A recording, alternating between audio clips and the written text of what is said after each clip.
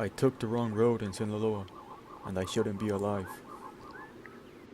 When you travel to Mexico, everyone tells you the same thing. Stay on the main roads. Don't ask questions, and don't wander. I didn't listen, and because of that, I came face to face with the cartel. Here's how one wrong turn in Sinaloa almost cost me my life. I was 22, just finished college. A couple of friends and I decided to take a backpacking trip through Mexico before starting our jobs. We were staying in Mazatlan, and I planned to make our way to Culiacan. Everyone online said the buses were slow and overpriced, so we rented a car, a beat-up white Nissan Sentra, and hit the road. Around halfway there, we saw what looked like a shortcut on Google Maps, a smaller rural road that shaved off an hour. What could go wrong, right? As we turned onto that road, we passed fewer and fewer cars.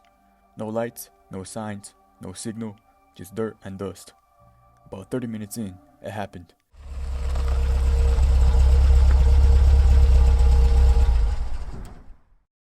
Three black pickups appeared out of nowhere, one in front, one behind, and one to the side, all with tinted windows and no plates.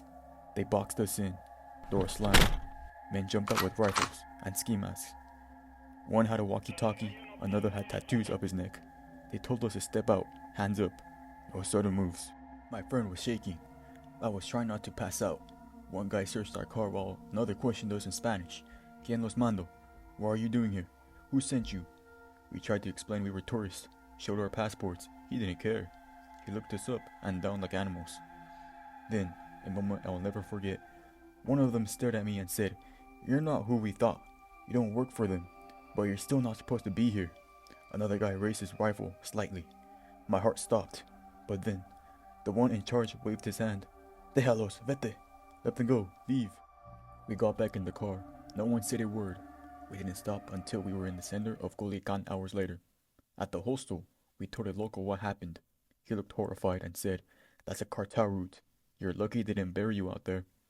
Turns out that road is used to move shipments. Anyone seen near it without permission is treated like a threat, or worse, an informant. That day, we learned something real. In cartel territory, even the smallest decision can be life or death. One wrong turn isn't just a mistake. It's an invitation to disappear.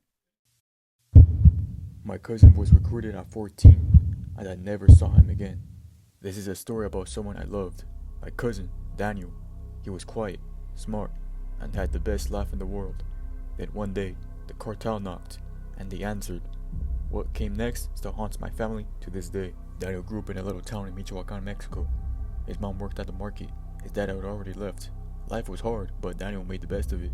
He was 14, already helping feed the family by doing odd jobs. Washing cars, delivering groceries, shining shoes in the plaza. He never got into trouble, never acted tough. He was just a kid. But in our town, that's not always enough to keep you safe. One day, a black truck pulled up near the soccer field where Daniel was playing. Two men got out. They weren't from the town. They wore chains, tattoos, had phones in their hand, and cash in their pockets. They called Daniel over, said they had a job for him, just a favor, quick money. He came home that night with new sneakers and 500 pesos in his pocket. No one asked questions, because in towns like ours, asking questions can get you killed. Over the next few weeks, Daniel changed. He started dressing different, carrying a burner phone. He stopped coming to family meals. He never said it directly, but we knew. He had joined the cartel. He was doing jobs like we thought. He was writing messages, scouting rivals, eventually carrying weapons. He was 15 when we heard he was sent on a job outside town. Then, he didn't come back. My aunt went to the police. They shrugged. She asked neighbors. No one would speak. She tried priests, taxi drivers, market women. Nothing. Everyone was either afraid or already owned. A year later, a body was found in a ditch 200 kilometers away. It was burned, mutilated, unrecognizable, but it wore a chain Danny used to wear, a little metal cross. The police called it a cartel casualty. My aunt refused to believe it was him. To this day, she still keeps his room the same. His old shirt folded on the bed, his sneakers by the door, but everyone in the family knows. We just don't say it out loud. Danny was just a kid, just 14 years old, and the cartel saw him as cheap labor. They gave him money, power, and then took his life. He didn't die because he was evil. He died because in some towns in Mexico, you don't get a choice. So if you want to hear more true cartel stories, the kind of news doesn't tell. Subscribe and share the video. These aren't just stories, they're lives. Stay tuned and see you later.